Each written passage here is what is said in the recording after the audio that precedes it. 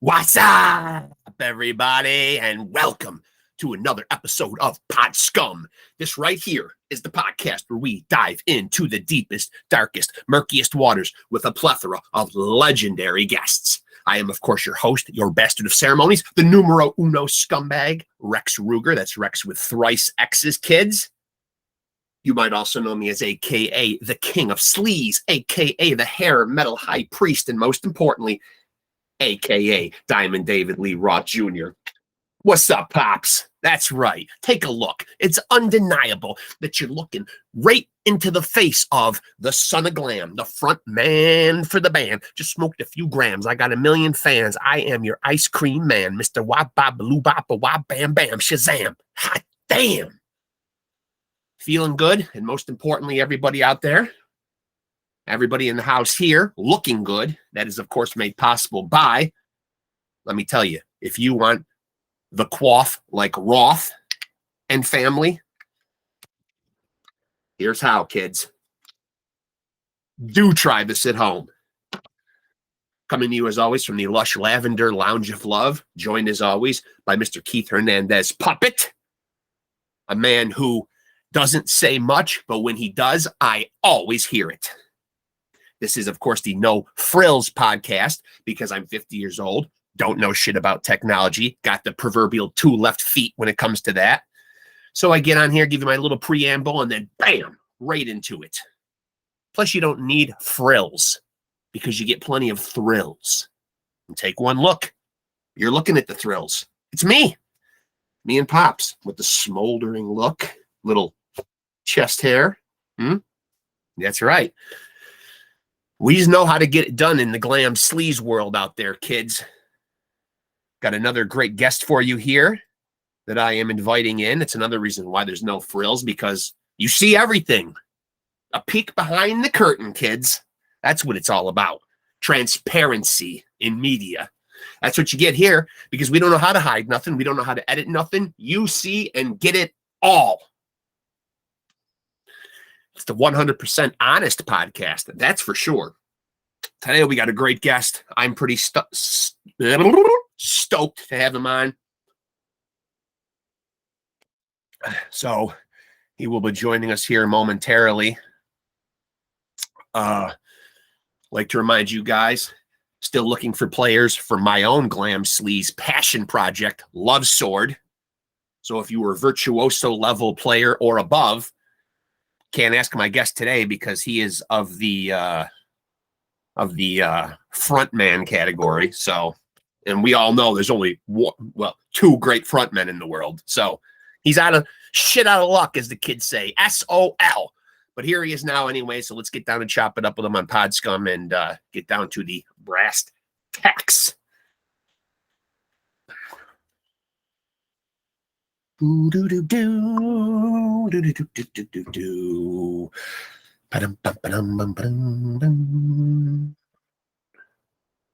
Milo, how's it going, man?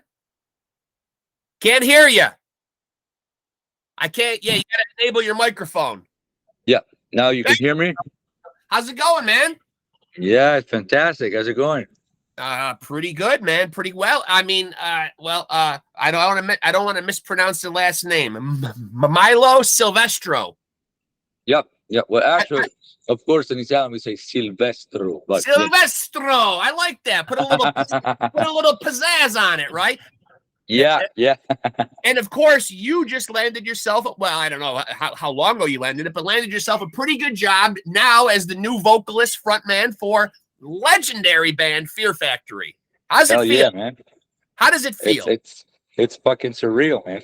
Surreal, right? It is. It's got to be, right? I mean, I've only seen Fear Factory live once years ago, man.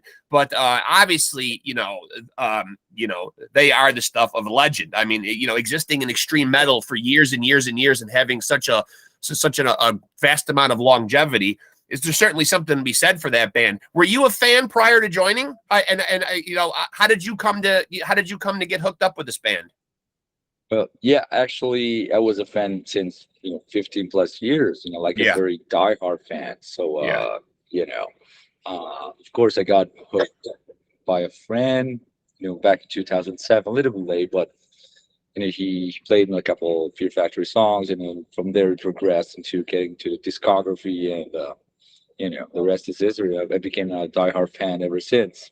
And how do you get hooked up with these guys? Do you obviously Burton leaves the band, for whatever reasons are out there swirling around. It's not my job to get into rumors and all that stuff. But do they hold auditions? How do you get hooked up with these guys? Did you previously know them already, or? Well, started 2020. The ironic thing is that I didn't even know about the audition. I just posted some vocal covers for having fun, on YouTube, and Dino, commented on on Facebook, because I posted on the New Breed Fear Factory, which is a fan page on Facebook. Okay. And Dino was in that page, didn't know about that, and he commented. It was like, dude, it's fucking amazing, blah blah blah.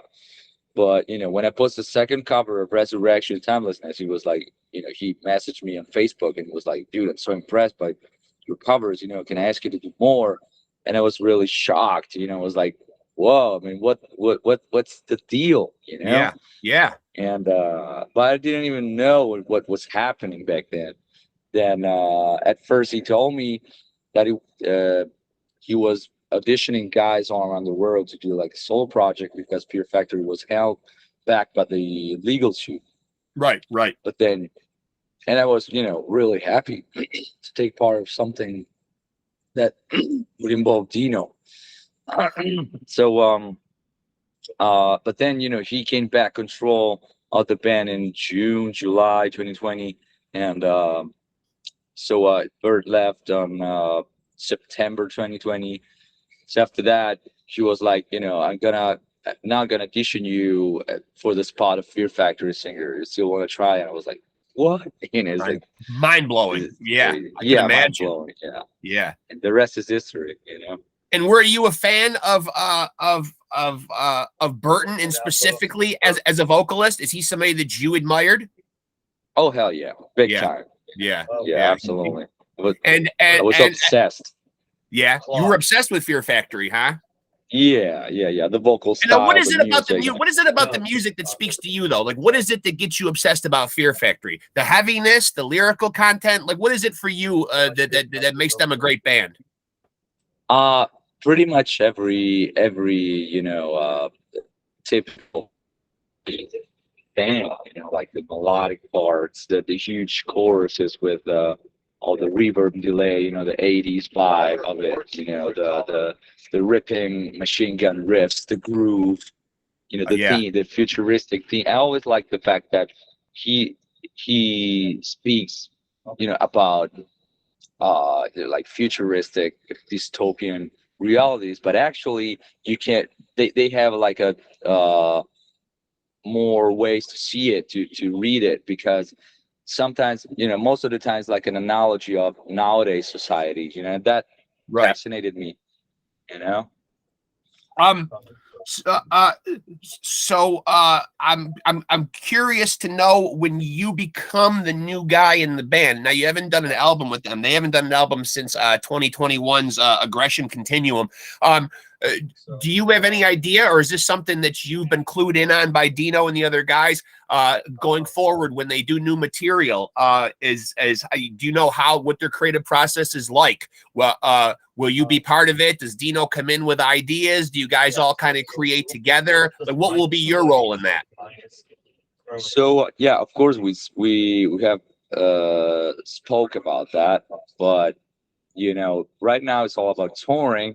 So working on new material is something that will come later, somewhere we don't know yet. But yeah, we talked about it, and the thing is, since I'm a producer and a composer, like a film scoring composer as well, and multi-instrumentalist, Dino liked it, and it was like, dude, why don't you take part in the composing process? Like composing some of the synths arrangement or the orchestral strings arrangement, because he heard a bunch of orchestral stuff that I did, was impressed, and was like, why don't you do that in New Fear Factory songs? And it was like, I was really humbled, because you know, I'm the new guy, you know, I'm supposed to be like really, you know, do what you're told and stuff.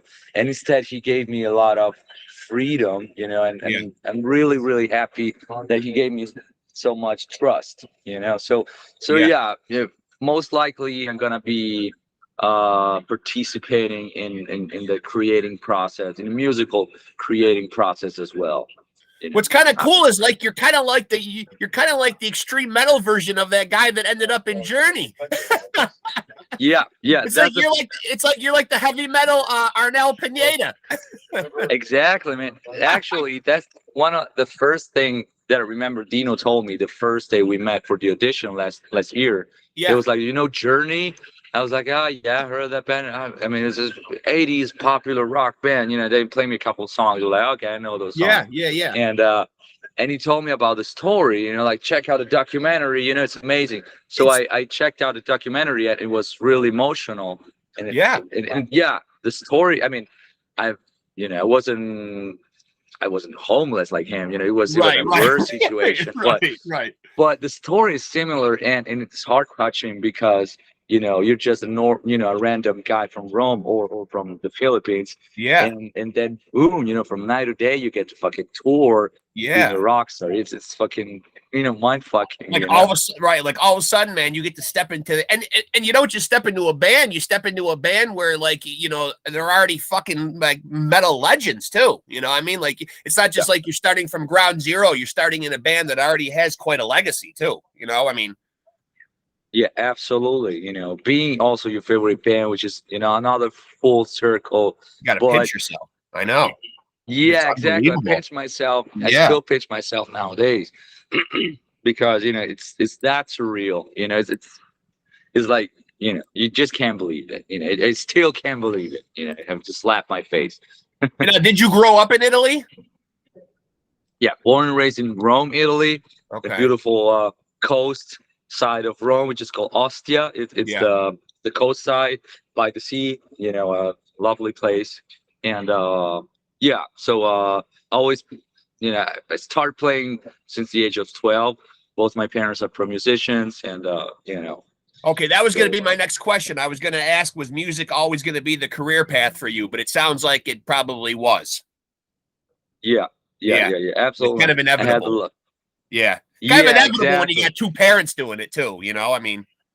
Yeah, you know, and the thing is, you know, I grew up in a musical family, even with my mom's boyfriend, which my parents got divorced since I was 3. But then, you know, my mom still has a boyfriend, which is a incredible blues piano player and singer.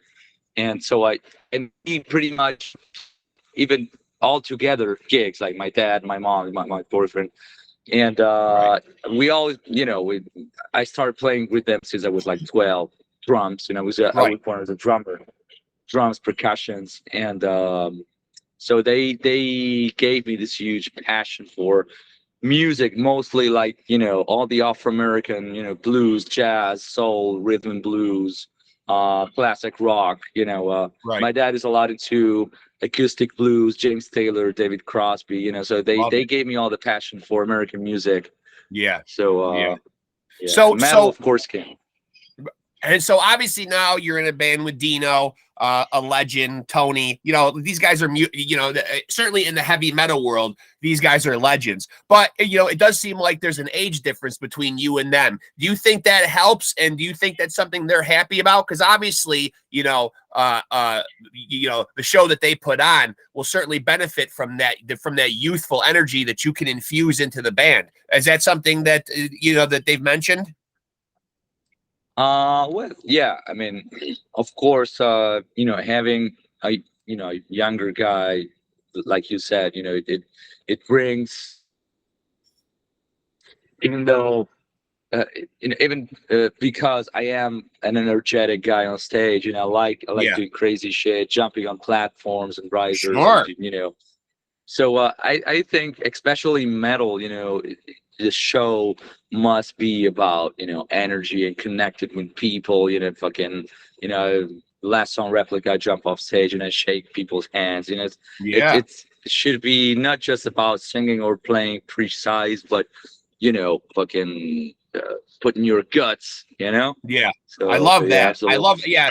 It's right. It's not just about necessarily singing the songs, but it's like, especially when you go spend your money to go see somebody live, it really is about the whole performance, you know? And I think what you said right there is very poignant and speaks volumes, because a lot of people do just get up there and they phone it in and they worry about how the songs sound, but they don't really bring that energy, though, you know? And that's important. When you're going to see somebody live, you know, certainly you want the songs to sound good, but you know, you listen to the album at home, you're coming for a different experience, you know? I mean, Exactly.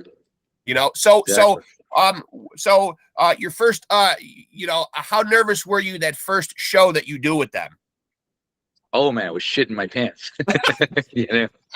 Yeah, I mean, it was fucking, you know, terrifying, you know. But I mean, I played before in front of that huge crowd, even bigger, but it was like 2 or 3 times in my life. You know, it's like Right. I wasn't. I mean, I've been playing since 20 years, but the majority of shows I did was like, yeah, local shows, like 100 people. You know, maybe couple hundred, 300 on big theaters with my parents. But as far as metal shows go, like the max it was like 100, I think 200. So you know, playing in front of fucking 3K, you know, the first show was Portland, Oregon, and it was Roseland, was like almost 3,000 people fucking on fire.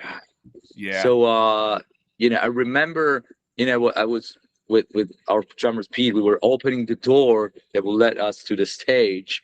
And before opening the door, Dope was playing, and I heard like, yeah, and I was like, holy shit, you know, shit's game getting time. serious, man. Yeah. So you know, I remember, you know, shortly before going on stage, I was like, oh fuck, will I be able to do that? Holy shit.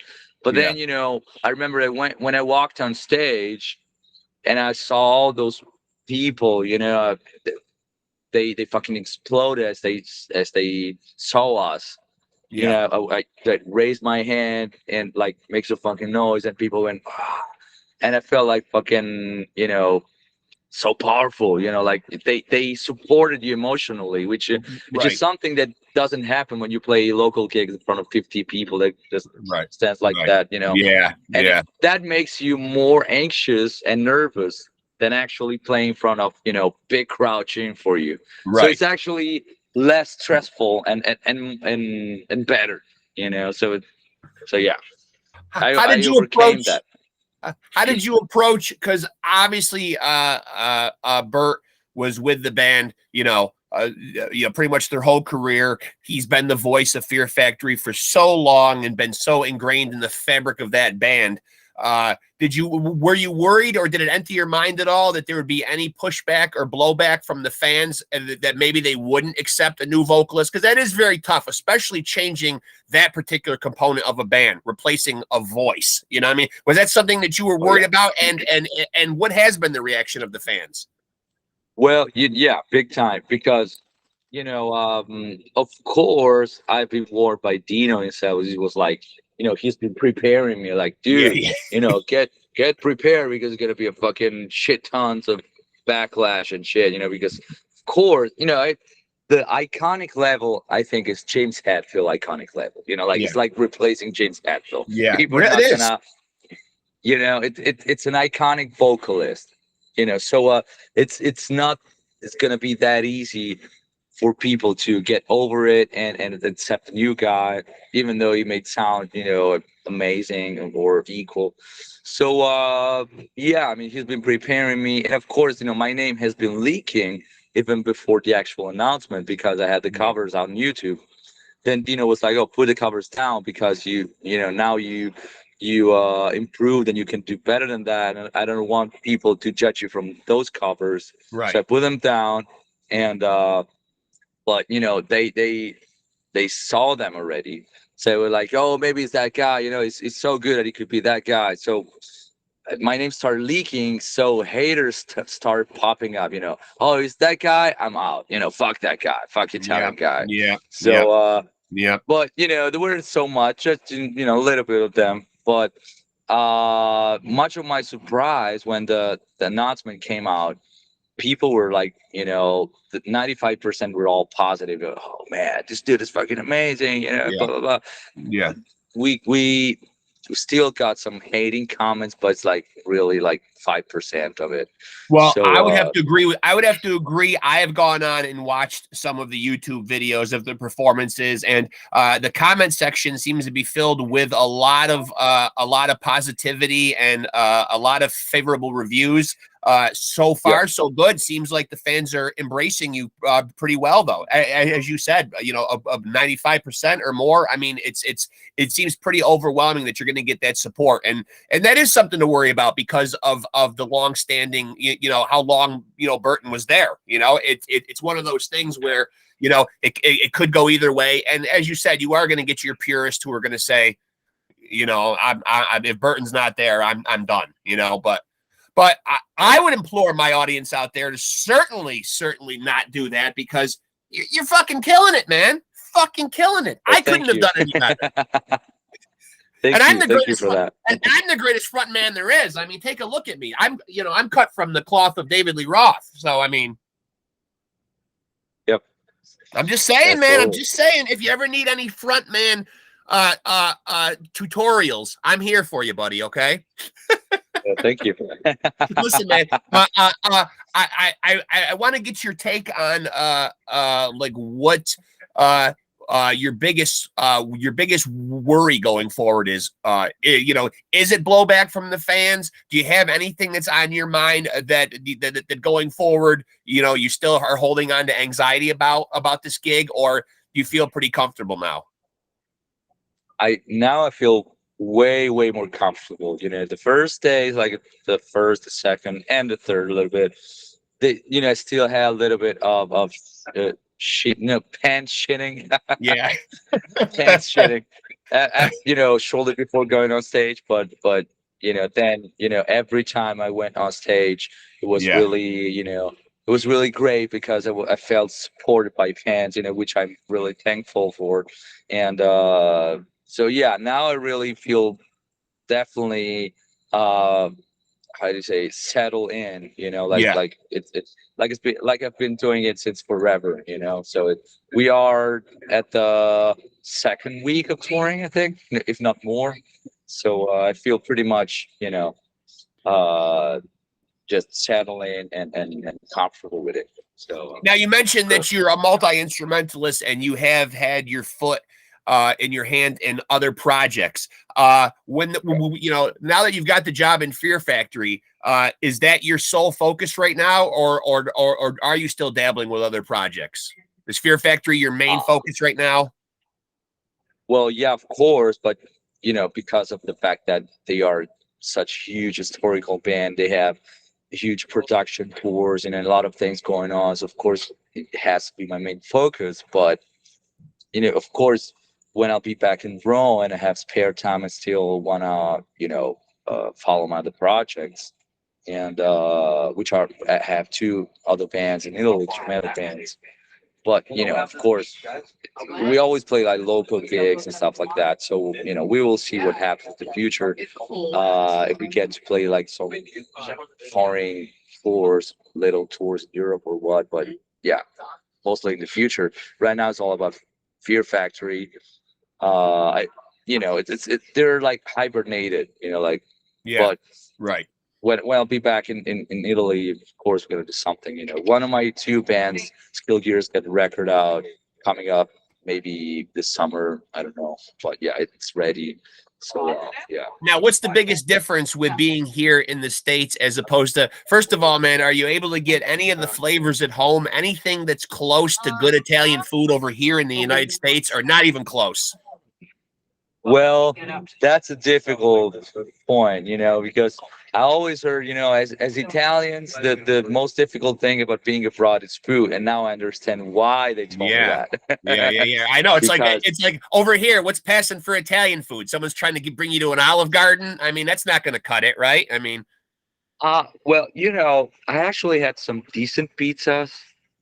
I think what was that? Was it I think it was San Antonio. Yeah, we had decent pizza. I liked it, but yeah, of course. I mean, it's not gonna be up there in the Italian standard, No, but no, you know, no, no, no.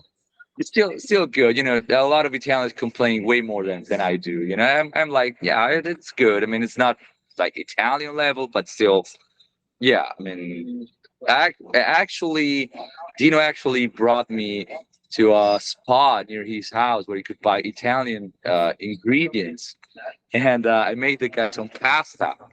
Oh, So that's good. There you go. yeah, Pinocchios. yeah, Pinocchios. So I could actually make them taste a little bit of my, So, country so, food. so now that they have the Italian guy in the band, does that mean that everyone's expecting good cooking and good food from you? Well, most likely, I was like, whatever you want pastime, I'm down for it. You know? And so now you're So- saying Fear Factory has now got themselves a lead singer and a phenomenal chef.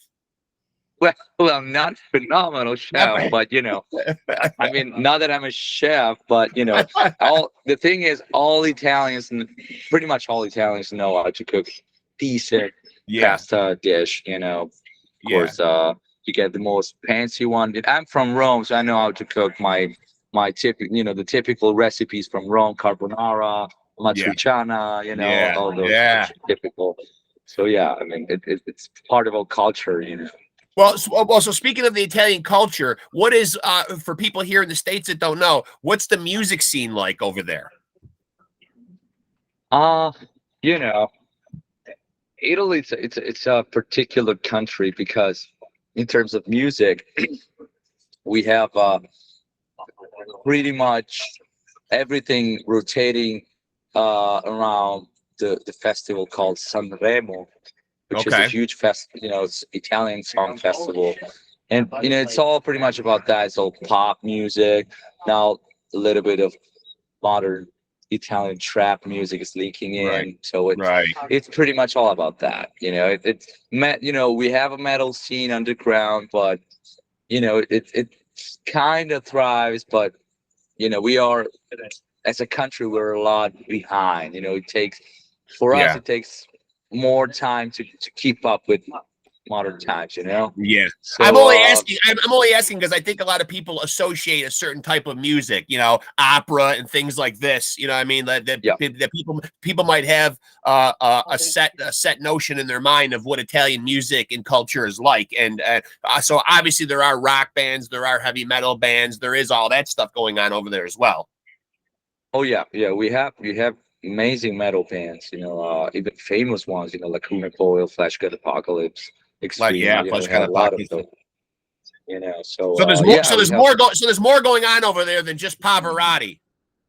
Yeah, definitely. I mean, well, I wish younger generation would know more about Pavarotti and opera, because I feel we're kind of losing our how do you say our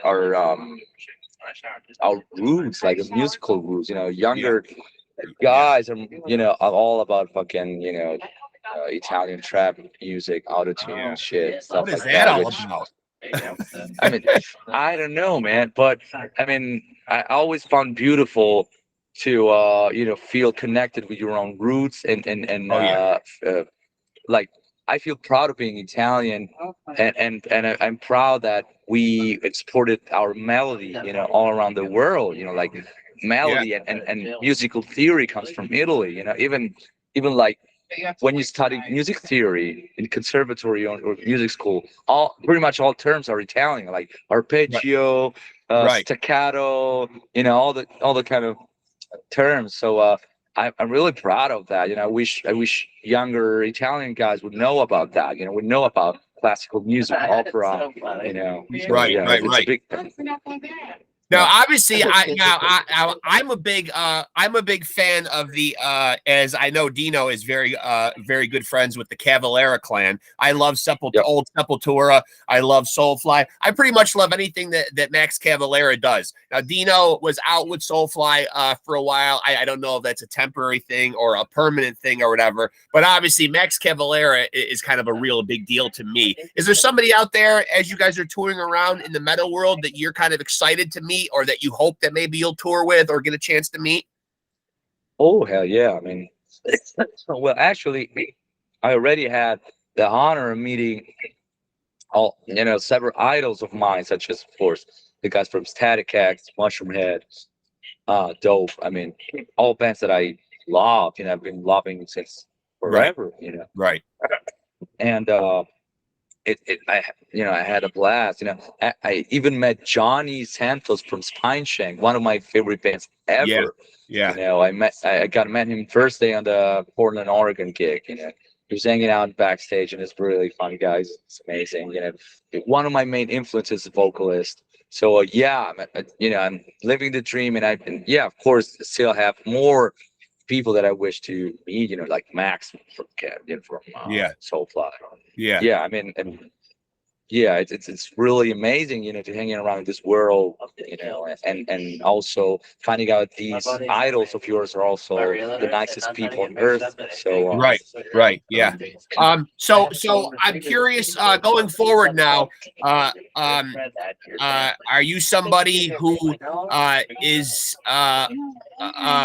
as far as I know you said you're a multi-instrumentalist, but are you comfortable and proficient in your ability to create like lyrics and stuff like that? Is that something that you would want to be a part of your role as the vocalist for Fear Factory? Are you somebody that likes to sit down and actually write?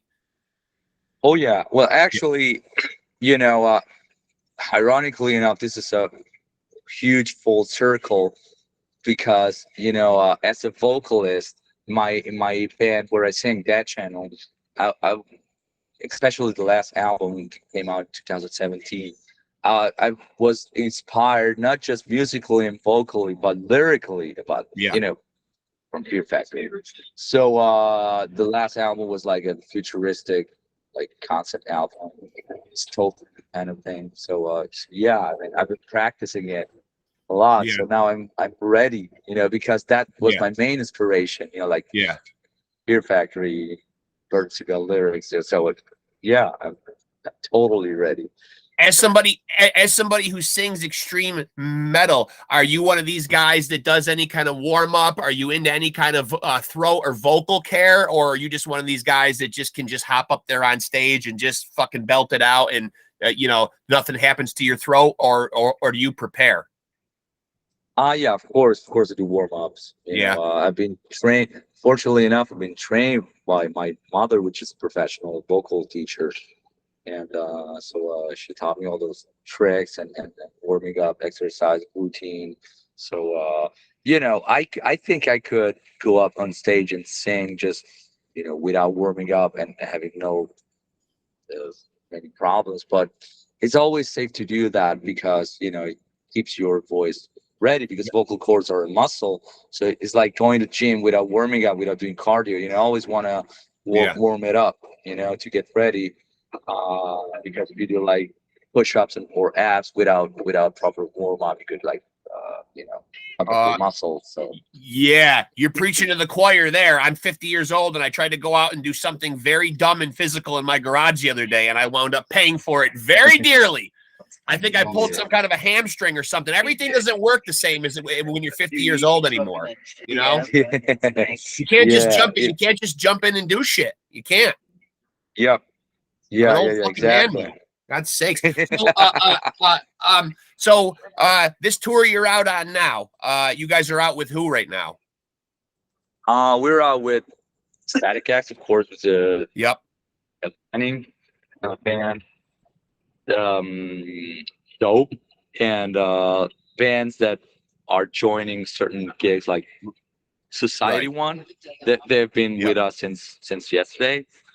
Great guys. Then I think Mushroom Head, they joined the last 3-4 gigs, and they're gonna join more gigs. I don't know where, but and I think 2 more bands, Cultus Black and Twisted, gonna join more gigs. Oh, love Cultus. I don't know which, but great band. Great band. So are you somebody now? The thing that I like about Fear Factory, me being an old school guy myself, is that they don't seem to be following a lot of these trends that are currently happening in music, where people are just putting out EPs or singles. Fear Factory doesn't seem to be shying away from putting out full-length albums. Is that something that you have talked over with Dino and you think will continue? Yeah, I mean, yeah, most likely, because this band has always been about concept albums. So I know, I that know. makes I love that. sense. I love that. Yeah, me too. Me For too. fuck's sake, I I mean, was fascinated. well, I realize that a lot of what the problem is nowadays is people's attention span, and being able to Yeah. have everything at their fingertips with technology. People don't always explore and immerse themselves in the whole album experience anymore. You know what I mean? So I think a lot of bands are shying away from it because they're thinking, what the hell's the point of putting 12 or 13 songs out when people are just grabbing a couple that they love and then they're moving on. But I love a band that sticks to their guns and doesn't follow those trends. Like Fear Factory, like you said, always seems to have a message and something to say on every album. A lot of conceptual stuff on there that needs to be told over the length or over the span of a full album. So that is something you anticipate the band will continue to do. Absolutely, I think so. Absolutely. Yeah. It's like you said. Nowadays people have their attention span reduced drastically because of the current state of music fruition. Yeah. So like platforms like Spotify, you have everything, pretty much everything on the reach of your hands. Music's not even like a big deal anymore. It's like, oh, okay, let's listen to that song. I And know. I'm noticing everyone, when you play someone a song, maybe it could be even like a 2-minute song. After like 40 seconds, they go like, oh, okay, that's good. Oh, check out this other song. And I go like, Right. fuck, man, fucking let it roll, man. It's a Right. fucking 3-minute song. It's not a fucking opera, Oh And my God, I know. So I mean, yeah, it's always been like that, especially newer generations. And I think as artists, our job it is to expand people's mind skills and attention span as well. Because if you think about opera, fucking and classical music, you have like parts where in an opera it's composed with parts and well, actually we in Italian we call it movimento, and they have multiple parts and they are really pretty much long, like 20 minutes, if not Yeah. more. If you think of progressive rock from the 70s, it was a time where you sit there and enjoy a fucking 10 minute song, which I know. I'm not saying it should be the standard, but if you think of that nowadays, really fucked up. It's really like fucking 1 minute and a half songs. I know. And Yeah.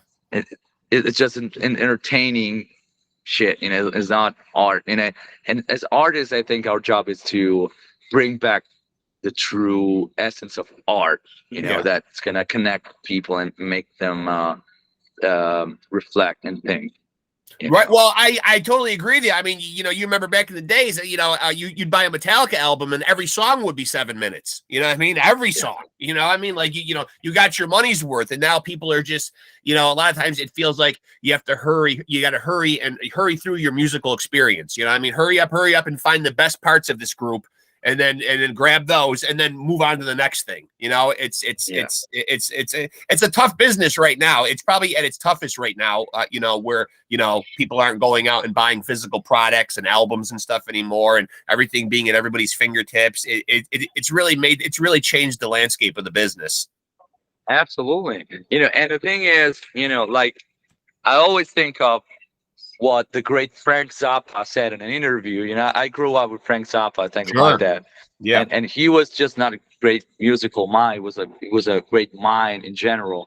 And it was an interview that said, we were better with the fucking cigar chomping old guys that didn't understand nothing about music and put money on it. And if it sold, it was okay. Right. We were better off with those guys rather than the new hippie guys that they are presumptuous enough to they know, they want to know what is the taste of the majority of people. Like, this is not going to sell. We can run that risk, Right.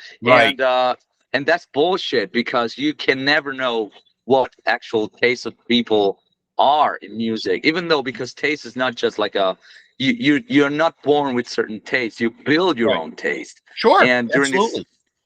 the 60s, the 70s, the 80s, you know, certain music, even like the 90s, certain music came out because people, you know, a lot of people were like, oh, let's put it out, and if it sells, it's okay, you know. Yeah. But you know, of course, nowadays the records not selling anymore. It's all about fucking streaming platforms and shit. So it's a little bit different, but still, I think we should need a little bit more of that added, you know, that mentality. You know, like, okay, let's see if it sells, because even fucking the heaviest shit, if Cannibal Corpse could be played on the radio like pop music, and be liked by those that nowadays are listening to pop and trap music. If it was played more frequently, it's all a matter of being used to it, right? That's what I think. I'm interested to get your take on your fellow countrymen. You mentioned them earlier, Flesh God Apocalypse, because they do seem to be doing extreme metal, but also infusing some of the flavors of Italy into their music with different sounds and you know, opera type stuff like that. They've introduced elements of that into their music and come up with you know, kind of a very unique thing that that, to the best of my knowledge, I don't know any other bands, past or present, that are doing anything like Flesh God Apocalypse does, as far as like the pageantry, the costumes, the, you know, everything very throwback and kind of you know, almost like Victorian era. You know, I mean, it's all very interesting. What's your take on them? And do you know those guys on a personal level?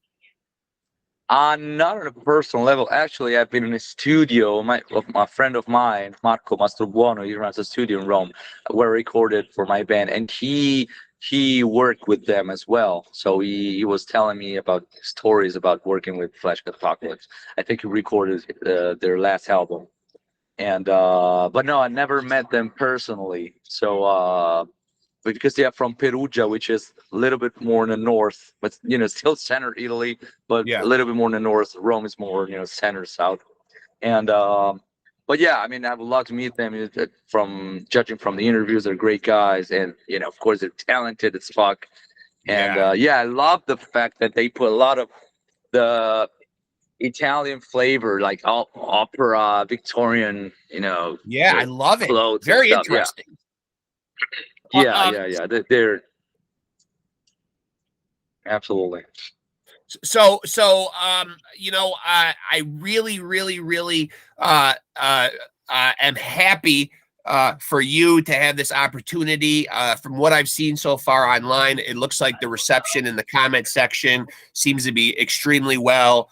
Going extremely well. You know, I wish you the best of luck going forward, man. I mean, you know, I think I think you got it fucking nailed, buddy. Don't even worry about it no more, man. No more shit in your pants, okay, Milo? No more. Enough with the shit in the pants, man. You got the gig. Well, thank you for that. Fortunately enough, it was all about maybe the first 2 gigs, but now it's all like good. It's all having fun. It's all, you know, I overcame the pants shitting. Good. And listen, man, I wish you a lot of luck with the tour and with everything going forward. And I hope you'll be kind enough to stay in touch. And when you guys got something cooking, we'll do it again. Yeah. Of course, man. Anytime. I would love that, man. Yeah, I you know, safe travels out there on the road, man. I really appreciate you joining me, man. Thank you so much, man. It was a pleasure meeting you, man. It really was. Yeah. It was a pleasure for me too. Anytime, man. Yeah, absolutely, man. And say hi to the rest of the guys, okay? Absolutely. All right. Have fun out there, buddy. Stay safe. All right. Thank you. Thank you. Take care. See you soon. All right, brother. Later. Bye. Hey, kids out there, that is Milo Silvestro. I'll do it for him, man, right there, man. He just happens to be the new lead singer for, just a little legendary metal band called Fear Factory. Only been around since fucking forever. Burton C. Bell, longtime lead singer, is out, and Mr. Milo Silvestro is now in. And trust me when I tell you, folks, I haven't seen them live with Milo. He's really just starting out here, man. You know, as you heard him say, you know, just earning his wings, you know, just getting his beak wet, so to speak. You know what I mean? Getting his chops out there on the road with Dino and the boys. You know, obviously he has now inherited legend status, a lot like I do right here. Don't quite think he was picking up my cues. There might have been a little something lost in translation with me, insinuating that I could give him some, frontman tutelage. But maybe when he watches this back, he'll understand that I can reach out to him and say, hey, you want to move and shake and do it like the best do. I might be the guy to listen to. But Milo's doing fine out there, man. Go check out him out there on the road. You heard him out there. He's out there with the boys, trekking across the world right now with Fear Factory. And, fans out there, I implore you, man, give this guy a chance. Go on and watch the YouTube videos. Obviously, he fucking dazzled fucking Dino, and that's what matters right there, man. He's the Arnel Pineda. Ooh, see that? Every time I want to say Arnel Pineda, I seem to want to burp. But he's the Arnel Pineda. Very interesting story. Discovered on the internet doing Fear Factory cover tunes. Dino sees him. Boom. Next thing you know, he's a frontman of, his favorite band. So dreams do come true. Nice young man, as you heard from Italy, man. Wish him all the luck in the world going forward, man. Give this new lineup, man, with the Fear Factory lineup led by Milo Silvestro. Give them a chance, man, because he's going to be just fine, man. He's filling some very big shoes, but he's doing a fucking kick-ass job, man. And we here at Pod Scum, man, we want to wish him the best going forward, man. Nice to be able to talk with him a couple minutes. And I hope you guys enjoyed that and you will go out and support him. And let me remind you guys, as always, Keith, nice kid, right? Yeah. I remind you guys, as always, go out there and take it easy and keep it sleazy.